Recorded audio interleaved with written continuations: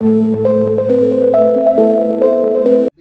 भारत के पोर्टल बाटे गवर्नमेंट के ऑनलाइन पोर्टल शेयर करी लोग कहा टीचर लोग कहा लोग बता दे दो एलिजा ओकरा के रजिस्ट्रेशन कोई बड़ा आसान बा। हमें अपन नाम डाले के बाद एगो पासवर्ड डाले के बाद ओकरा बाद अपन सब एज बतावे के बाद परमानेंट एड्रेस बतावे के बाद लेकिन एक ही को बा कि जो में डाल के खाली सबमिट कर देबो ओकरा में फिर कोई चेंज नहीं हो सकता। वो पोर्टल पे गेला के बाद जब तार रजिस्ट्रेशन हो जाए लॉगिन कर देबा तो तार में फायदा हो कि तू अपना बारे में भारत देश के विकसित बनावे खातिर और का कइल जा सकता इस सजेशन भी तू दे सकता है गवर्नमेंट के।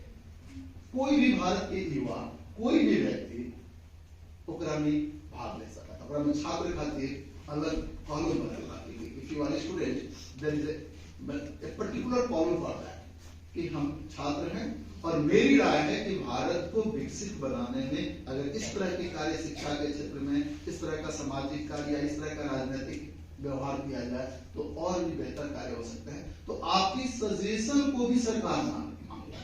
क्यों मांग रही है?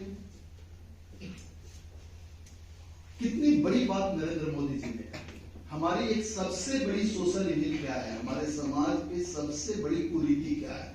अगर एक कुरीति पूछा जाए मेरी राय में कि सबसे खराब कुरीति क्या है तो वह है जातिवाद। हम लोग कितने भी पढ़ लिख जा रहे हैं उसके बावजूद भी वर्गाश्रित हो जा रहे हैं, वर्गों में बंट जा रहे हैं और जन्म से ही हमारे परिवार में, हमारे परिवेश में, हमारी संस्थाओं में, हमारे नामांकन से लेकर के बराबर एक कॉलम भरने के लिए आ जाता है जाति। फिर उस जाति के आधार पर हमारे समाज में भेदभाव, उन्हीं धर्म और जाति के आधार पर हमारी मनोदशा बना देने की प्रक्रिया है कि हमारे परिवार में भी हमारे अभिभावक भी दोषी हैं, हमारा परिवेश भी दोषी है कि देखो अमुक जाति है वो इस तरह का व्यवहार करता है, उसके साथ नहीं रहना, इसके साथ रहना है, उससे बातें करनी, इससे भी बातें करनी है। तो यह जो बचपन में मनोदशा बनती जाती है, मनोभाव बनता जाता है, बड़े होने के बाद वह विकृत रूप हो जाता है, बड़ा ही वो डिस्टॉर्टेड स्टेट ऑफ माइंड हो जाता है और यह विकृति समाज के लिए नकारात्मक सोच को जन्म देगा। वह कभी समाज को सकारात्मक नहीं होने देगा। क्यों? जब भी आप किसी भी मानव समाज में एक मानव अगर किसी दूसरे मानव के प्रति वैमनस्य रखे, किसी दूसरे मानव के प्रति नकारात्मक विचार रखे तो क्या पूरी सामूहिक विकास संभव है? सामूहिक विकास के लिए तो हर मानव को दूसरे मानव के लिए सकारात्मक होना पड़ेगा। हर मानव को दूसरे मानव के लिए यह सोचना होगा कि हम आगे बढ़ी या वो आगे बढ़ो, जिसको हम लोग वसुधैव कुटुंबकम के नाम से जानते हैं।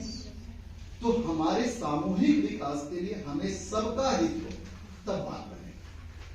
मतलब कि हम समाज में यह दृष्टिकोण ही नहीं रखे कि हम किस जाति के। मैं बहुत धन्यवाद दूंगा हमारे माननीय प्रधानमंत्री श्री नरेंद्र मोदी जी का कि उन्होंने कहा कि कोई जाति नहीं।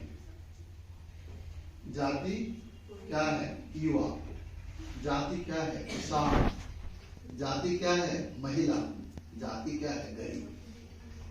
पूरे भारत में, पूरे विश्व में 4 ही जातियां हैं। युवा जाति है, युद्ध, महिला जाति है, गरीब जाति है और किसान जाति। इन 4 वर्गों में अगर आ जाए तो समाज का कोई ऐसा वर्ग नहीं है उसमें से इन 4 जातियों का प्रतिनिधित्व है। और इन 4 का अगर विकास हो तो उस राष्ट्र को विकास होने में और इसके विकसित होने में कोई रोक नहीं सकता। कारण क्या है? ये बात क्यों कही उन्होंने? भारत एक एग्रेरियन कंट्री है, भारत एक कृषि प्रधान देश है और आज भी औद्योगिक क्रांति होने के बावजूद भी और इंडस्ट्रियल डेवलपमेंट के बावजूद भी भारत में अभी भी लगभग 56% लोग डायरेक्टली या इनडायरेक्टली एग्रीकल्चर सेक्टर पर डिपेंडेंट है, कृषि क्षेत्र पर ही आधारित है। बड़ी विचित्र बात है, हम जब किसान कहते हैं कि किसान की रक्षा होनी चाहिए, किसान मेरा अन्नदाता है, ठीक है, एकदम रक्षा होनी चाहिए। हम सब लोग कहीं ना कहीं किसान परिवार से ही आए हैं क्योंकि कृषि प्रधान ही हमारा कभी समाज हुआ करता था और वहीं से बदलते बदलते हम यहाँ आए। किसानों की अनाज आज हड़ताल हो रही है, आज एमएसपी के लिए मांग हो रहा है कि हमारी एमएसपी होनी चाहिए, निर्धारित होना चाहिए। तो सबकी एमएसपी होनी चाहिए ना। युवा भी तो कह रहा है कि हम ग्रेजुएट है तो हमें नौकरी चाहिए, अभी तो एमएसपी है। हमें आगे बढ़ेगा तब होगा, और हम 2024 में हैं और हम विकासशील हैं, तो विकसित होने के लिए कुछ तो समय चाहिए। और हमारे माननीय प्रधानमंत्री श्री नरेंद्र मोदी जी ने एक समझिए कि सामूहिक हम लोगों को टारगेट दिया है, गोल दिया है कि हम अपने देश को 2047 तक विकसित राष्ट्रों में शुमार कर दें। हम भी विकसित राष्ट्र हो जाए, हम भी डेवलप्ड कंट्री हो जाए। आप उदाहरण के तौर पर देखना चाहेंगे कि भाई डेवलप्ड कंट्री कौन है, तो आपको अगर एक कंट्री का नाम पूछा जाए कि कोई एक कंट्री का नाम बताइए जो डेवलप्ड है, तो हमें लगता है कि जरूर बता दीजिएगा वो कौन सा देश है। अमेरिका। मुझे पता है कि वो आप पहले बताएंगे, और उस एक कंट्री का नाम जो सबसे विकसित देश के रूप में है अमेरिका। आप अमेरिका के इतिहास को खंगालेंगे तो अमेरिका की खोज किसने की और कैसे की, क्या खोजना चाहता था? भारत को खोजना था, और भारत को खोजने निकला और भटक करके पहुंच गया अमेरिका। मतलब कि 15वीं सदी में जिस राष्ट्र का खोज हुआ वह राष्ट्र आज विकसित है, और जिस राष्ट्र को सनातन राष्ट्र हम कह सकते हैं, सनातन धर्म से हमको नहीं मतलब है, सनातन का मतलब जिसका अंत नहीं हो और पुरातन, तो जिसको हम सनातन राष्ट्र कह सकते हैं, जो विश्व में शुरुआती दौर की 2-4 सभ्यताएं अगर कहीं पाई जाती थी, बेहतर सभ्यताएं जहां मानव समाज के उत्थान और उद्भव हो रहे थे, उसमें हमारा भारत था। क्या भारत है?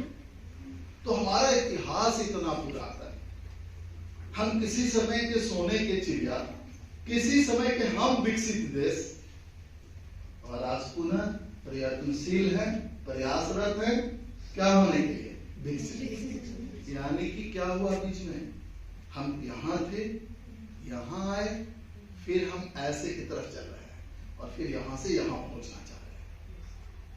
उसी क्रम में एक कहावत है, हम सबों के लिए बड़ी सार्थक है वो कहावत। हमने यह कहावत बोलो भोजपुरी में कि जौन जमींदार के जमींदारी चल जाला तो फिर से जमींदारी प्राप्त करे में, फिर से गरिमा प्राप्त करे में बड़ा दिक्कत हो। जेकर हाथी बिका गई, ओकरा हाथी किने में बड़ा दिक्कत है। तो हमनी के हाथी बिका गई भारत, रह का गई बस सीकर, हाथिया का सीकर रह गई बस, और लेके हमने के दिन हाथी रहे परेशान कर। अब हमने के हाथी कैसे आओ एक प्रयास करता है, शायद ना कहते दृष्टिकोण बने जाता है कि हमने के का दृष्टिकोण होने के चाहिए कि 2047 तक हमने के विकसित हो गए। विकसित के का परिभाषा है? देखिए, हर चीज के कोई ना कोई परिभाषा बनाओ, लेकिन वो परिभाषा के स्वरूप का हो गई। इसी परिभाषा कुछ लोग बनेगा सोच के कि ये अगर चीज हो जाए तो विकसित का है। जैसे हमने के कोई भी चीज के कही जाते कि कौन कौन चीज हुई, जैसे हमने यहाँ साक्षरता के परिभाषा बना कि लिटरेट आदमी के बाद साक्षर के बाद, तो साक्षर के परिभाषा जानते लोग का कोई आदमी बताओ कि केकर के टाइम कि लिटरेट बा, जहां आधार पर लिटरेसी रेट डिसाइड किया जाए, साक्षरता दर डिसाइड किया जाए। विचित्र परिभाषा था, इतना खराब परिभाषा का सुन के तरह कहां से है।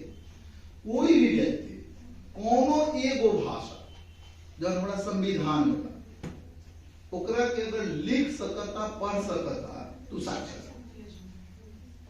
Any person who can write and read any language which is in our Constitution of India, that very person is literate person.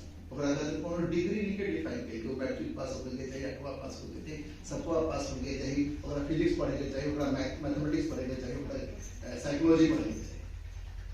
ओकरा कोनो एगो भाषा के अगर ज्ञान होके तो ना लिख सके, पढ़ सके तो साक्षरता। मतलब हम उठा ना लगा लिख सके, पढ़ सके। तो ओकरा बावजूद भी हमनी के साक्षरता दर भारत के खराब है। ओकरा बावजूद भी हमनी के भारत के साक्षरता दर 100% नहीं है। भारत में जो सबसे साक्षर राज्य के रूप में बात केरल, भारत के भी हमनी के कह तो नहीं सके हमनी के विकसित भारत कोई हम एक एक करके थोड़ा सा से फिर समझ मिलिए, करोड़ों के सब शिक्षक लोग भी थोड़ा थोड़ा बताइए, फिर तू लोग अपना